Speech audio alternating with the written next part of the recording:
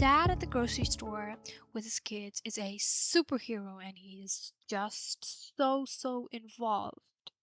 On the other hand, a mom at the grocery store with her kids, well, she's just doing her job and on top of it is judged if the kids start crying. This has been going on for ages and ages, and I think that one of the biggest reasons why nothing ever really changes is because we're still following rules we never agreed to in the first place. And the worst part is the fact that most of the time we don't even realize it's happening. Hi guys, this is Emmy. Welcome back to Who Does She Think She Is, a podcast where we understand the patriarchy, understand who benefits from it, and dismantle it all with a side of tea. We've talked about microaggressions and we've talked about how they feel so normal because we ourselves in the society have normalized it so much. So today we are talking about double standards, which I like to think of as cousins of microaggressions. So double standards, it's a term that we hear honestly quite very often, but what does it exactly mean? What are double standards? Technically, double standards it's a set of principles that applies differently to one group than to another. It is when the same action is judged differently depending on who does it. In other words, to say it simply, two people might often do the exact same thing, but society reacts very differently to each of them. More often than not, these differences are based on gender. What's considered acceptable or praiseworthy for men might be criticized or frowned upon for women, and vice versa. How a man being assertive is simply because he's a natural leader and is confident, while a woman being assertive is simply just bossy. How a man with the gray hair and wrinkles is distinguished or is a silver fox and has aged like fine wine, while a woman with the same is told that she's letting herself go and needs to fix it with Botox and dye. How a 40-year-old single man is an eligible bachelor living his best damn life, while a 40-year-old single woman, on the other hand, is brave or someone people should feel sorry for. And how society treats men when they're the victim compared to how society treats women when they're the victim. All of these are examples of double standards that we see in our everyday lives, and the list is so long that I could go on and it would like never end. But let's move on from that and let's talk about why these double standards actually exist. How did they come to be? Many of these double standards actually originated from historical beliefs and honestly even historical laws. For example, let's talk about the fact that to this day in society it's okay for a woman to express emotions. But when a man expresses any sign of vulnerability or any emotion other than anger, it is frowned upon. A possible example for this could be the fact that historically men were needed for labor and war. To make that happen, society had to strip away their so called soft emotions so that they could be effective warriors for the state or a country or the kingdom. Similarly, to this day, people are hesitant to conduct financial deals and transactions with women while they're a lot more at ease to do so with men. This could come from the fact that previously, as we all know, it was quite literally illegal for women to own property or houses or even have money, as the man was supposed to always be the one handling all of the financial economic stuff. So of course we evolved and now laws and things have changed, but we know just how deeply these systems are integrated into our lives and into society. So sometimes, even when we are not necessarily meaning to be practicing these double standards, subconsciously we become a part of it either way. Because laws might have changed and societies might have evolved, but they still consist remains of those old historical laws and structures. More often than not, these softened remains show up in today's society as social expectations. And again, social expectations shape and wire our thinking. They shape us and they determine how we act, how we behave, and everything. So, unwillingly, these systems do end up becoming a part of us as well. So all of that is, well, it's my understanding of how these double standards came to be and originated. That raises the question, why do these still exist? Of course, the patriarchy exists, and beauty standards and microaggressions, all of these exist because they greatly benefit the patriarchy. Double standards is kind of like them because it keeps us in a state of constant self surveillance. If you are always worried about being too loud or too messy and wondering how people are going to react to you and your decisions, your choices, and your actions, which, mind you, have nothing whatsoever to do with them, you have less brain power left to challenge the system and the people in charge. Another reason as to why these double standards still exist is actually a very interesting one. What's the first thing that comes to mind when someone says the word human? More often than not, it's a male silhouette that flashes in all of our minds. I mean, the word itself, it's human and not woman, and even the word woman at this point, it feels like it's as if it's just an extension of the word man. This is because men are seen as a standard version of humanity. Think of medical diagrams, crash test dummies, or even emojis. More often than not, they're male.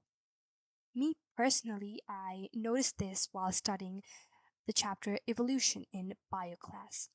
Every time throughout the years, the evolving figure, the figure that showed the process of evolution, would be male.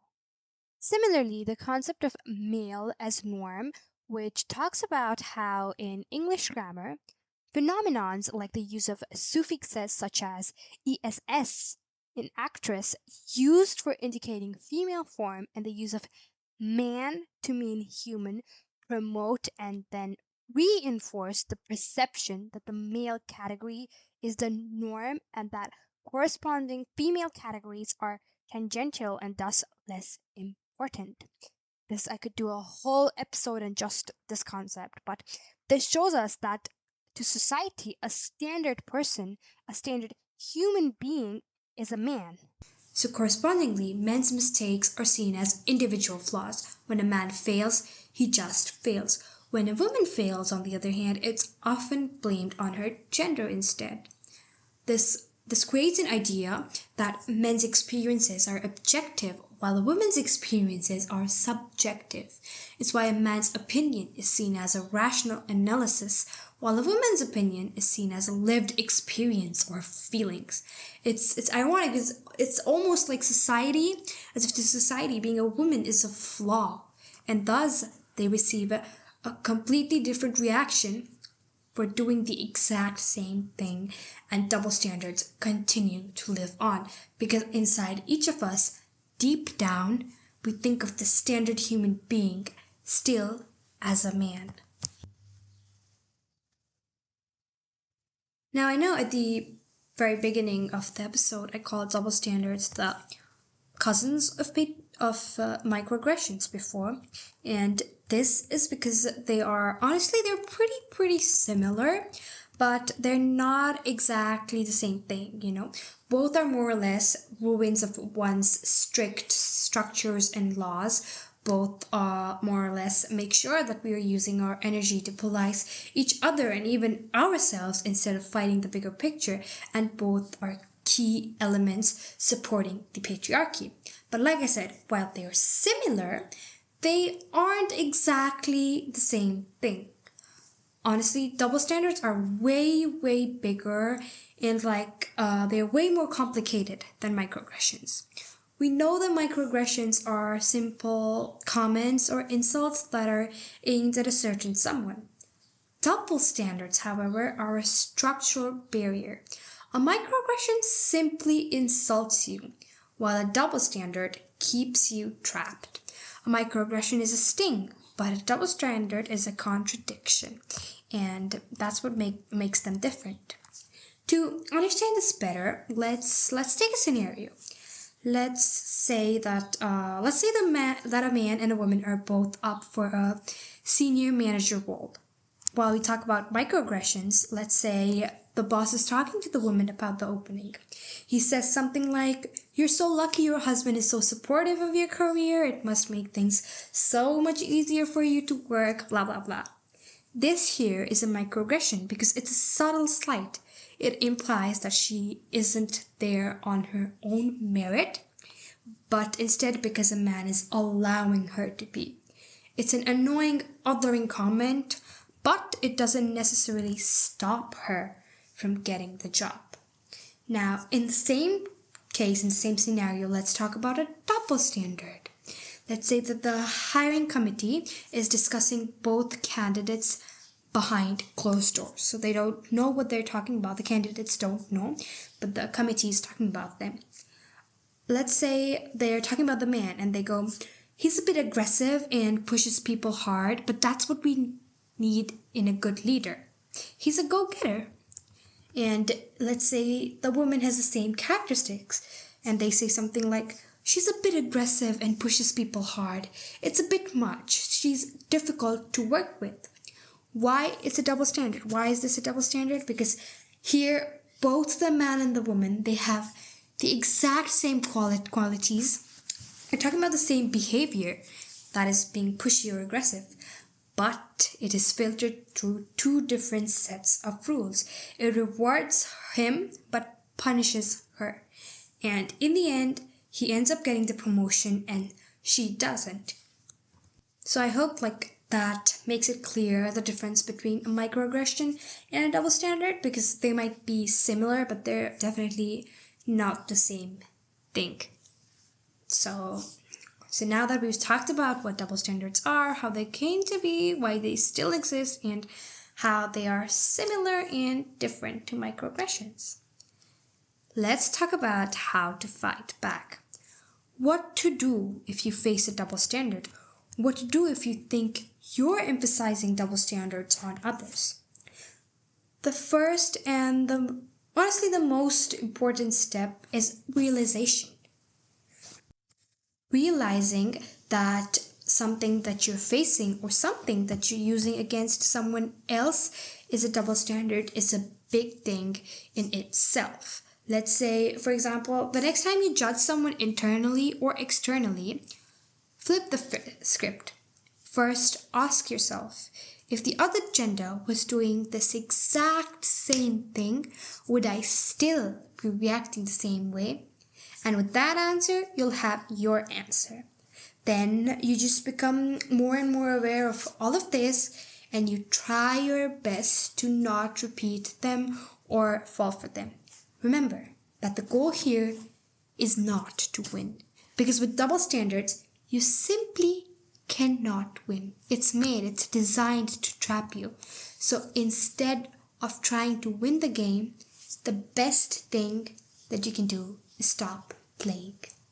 So that was it for today. I hope you guys enjoyed today's episode. It was really fun to make. And either way, I hope you guys have a really good week. I'll see you in next episode. Bye.